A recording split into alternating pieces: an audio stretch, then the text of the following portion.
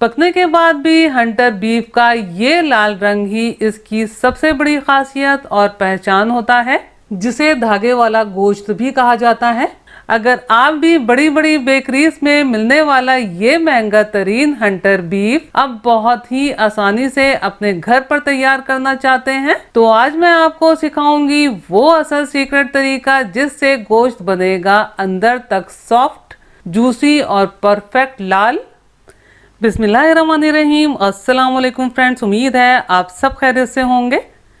यहाँ मैंने 1 kilo boneless beef लिया है। ये रान का गोश्त है जिसे मैंने अच्छे तरीके से धो लिया है। अब जितना हो सके छुरी की मदद से मैं इसकी सफाई कर लूँगी।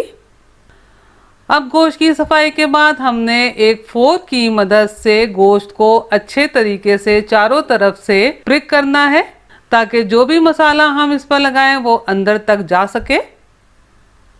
अब ये गोश्त हंटर बीफ बनाने के लिए तैयार है। हंटर बीफ के लिए मसाला तैयार करना है, तो यहाँ मैंने 1 टेबल स्पून साबुत काली मिर्चें ग्राइंडर जार में शामिल की हैं, ½ टी स्पून लौंग शामिल की हैं, 1 पीस दालचीनी का, 1 छोटा पीस जायफल।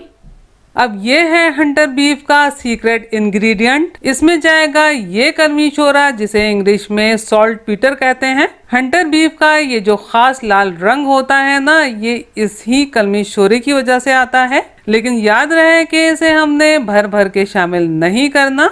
1 किलो गोश्त के लिए सिर्फ ½ टी स्पून काफ़ी है, क्योंकि ये भी एक तरह का स्ट्रॉन्ग मिनरल सॉल्ट होता है।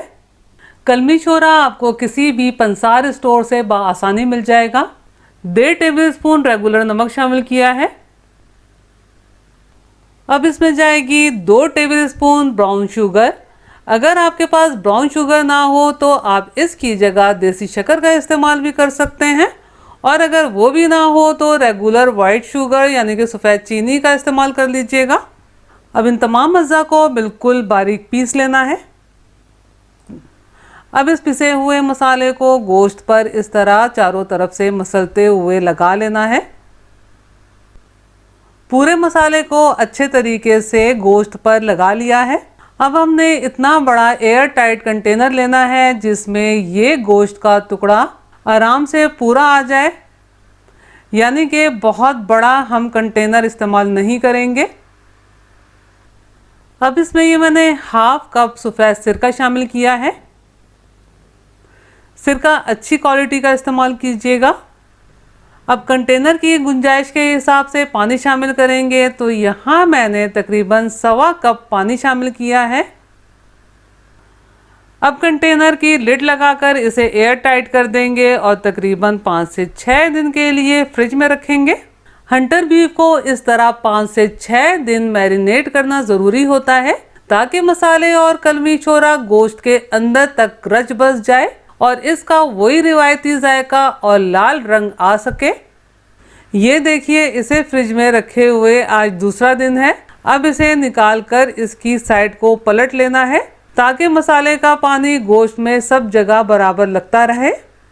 अब इसे हम 5 दिन मज़ीद फ्रिज में रखेंगे और रोज़ाना यही प्रोसेस करेंगे, यानी कि गोश्त को अलट पलट करेंगे। आज गोश्त को फ्रिज में रखे हुए 6ठा दिन है। अब हमने गोश्त को निकाल लेना है।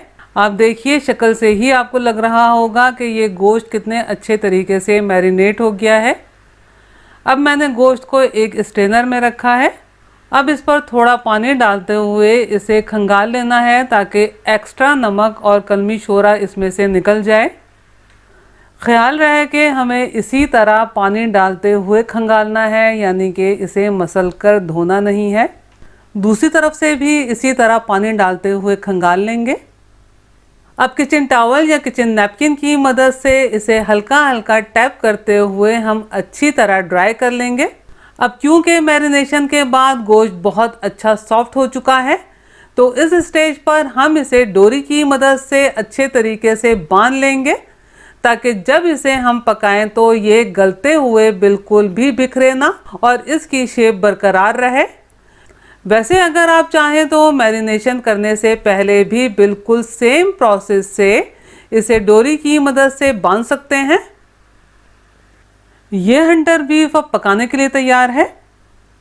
अब इसे पकाने के लिए आपको बहुत बड़ा पतीला लेने की ज़रूरत नहीं है, बस इतना पैन लें जिसमें गोश्त आसानी आ जाए।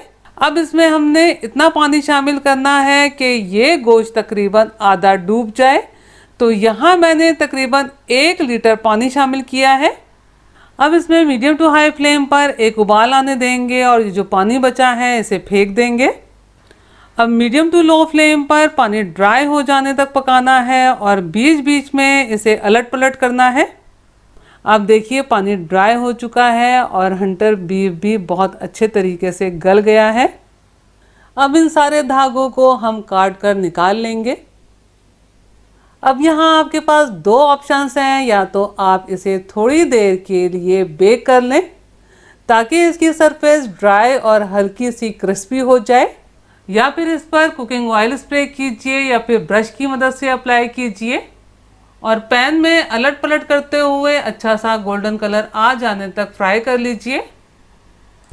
इससे इस पर एक बहुत ही अच्छा सा कलर आ जाएगा और इसकी सरफेस भी परफेक्टली ड्राई हो जाएगी।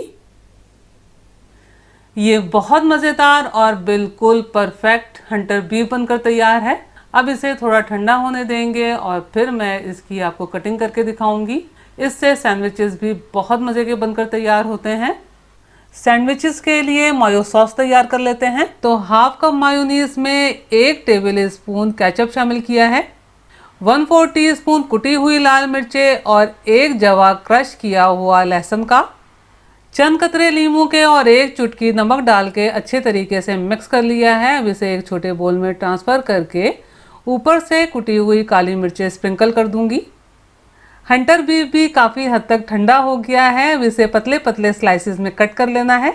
इस तैयार हंटर बीफ को आप कई तरीक़ों से एंजॉय कर सकते हैं क्योंकि ये अंदर तक मुकम्मल तौर पर पका हुआ है, इसलिए आप इसे बग़ैर फ्राई किए ऐसे ही रॉ फॉर्म में यानी कि रूखा भी खा सकते हैं या फिर माइक्रोवेव में हल्का सा गर्म कर लें। इसके अलावा आप इसे हल्का सा शैलो फ्राई करके नाश्ते में अंडे पराठे के साथ सर्व कर सकते हैं या फिर इसके बेहतरीन बेकरी स्टाइल सैंडविचेस और बर्गर बनाकर बच्चों को लंच बॉक्स में दे सकते हैं। हंटर बीफ को आप किसी भी एयर टाइट कंटेनर में बंद करके फ्रिज में तकरीबन 15 से 20 दिन रखकर इस्तेमाल कर सकते हैं और अगर लंबे अरसे तक इस्तेमाल करना चाहते हैं तो फ्रीज़र में रख के 3 महीने आराम से स्टोर करके इस्तेमाल कर सकते हैं।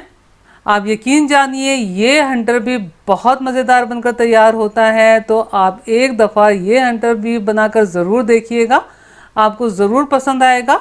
तो अगर आपको मेरा काम थोड़ा सा भी पसंद आया हो तो मेरी वीडियो को लाइक कीजिए, अपने दोस्त अहबाब में शेयर कीजिए, चैनल को सब्सक्राइब करना और बेल बटन को क्लिक करना बिल्कुल भी मत भूलिएगा। अल्लाह हम सब का दस्तरख्वान हलाल रिस्क से वसी तर फरमाए, आमीन। मुझे और मेरी फैमिली को भी अपनी दुआओं में याद रखिएगा। अपना और अपनी फैमिली का बहुत ख्याल रखिएगा। अगली रेसिपी की वीडियो तक के लिए अल्लाह हाफिज़।